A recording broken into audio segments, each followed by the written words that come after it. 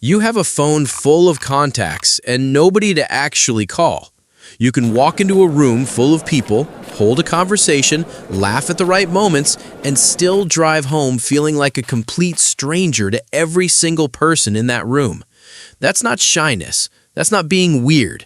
And it is definitely not a flaw. But here's what nobody's going to say to your face. Most people are out here collecting friends like they're collecting followers. Quantity, surface level, yeah, we're cool energy. And you tried that, maybe for years, and every single time it left you feeling more empty than before you walked in. So you pulled back. And the world looked at that and called you antisocial, called you cold, called you difficult. But what if I told you the real reason you struggle to find your people has nothing to do with being broken and everything to do with how deep you actually run? Because the truth is, and psychology backs every single word of this, you don't lack friends because something is wrong with you. You lack friends because you refuse to settle for fake ones. And that changes everything. Let's talk about what's really going on. You walk into conversations and within 5 minutes, sometimes 5 seconds, you can feel it. The performance, the ego, the way someone's smiling at you, but their eyes are already scanning the room for someone more useful. You clock it instantly.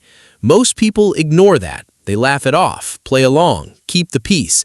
You can't do that. And honestly, you stopped wanting to. Researchers call it heightened social perception. Your brain is essentially running background checks on everyone in real time, picking up on micro-expressions, tone shifts, inconsistencies between what someone says and how they say it. You're not paranoid, you're perceptive. And the higher that awareness goes, the harder it gets to pretend that shallow is enough. So your circle got smaller. Not because people don't like you, but because you stopped accepting less than real. Here's another thing. You've probably been in a group conversation where everyone's laughing about nothing, and you're sitting there genuinely wondering, is this really what connection is supposed to feel like? Because your idea of a good conversation, it doesn't start with the weather. You want to talk about the thing that keeps someone up at 3 a.m. You want to know what somebody actually believes when nobody's watching. You want the kind of talk that makes 2 hours feel like 20 minutes. That's not you being difficult. That's you wired for depth in a world that mostly operates on the surface. And yeah, that gets lonely. I'm not going to sugarcoat it. But here's what that loneliness actually is. It's the cost of having standards. And most people never even develop those. Now, the overthinking, we got to talk about it. You leave a conversation and your brain doesn't clock out. It rewinds, replays, dissects every word you said and every word you should have said differently. Did that come out wrong? Why did they go quiet after I said that? Did I say too much?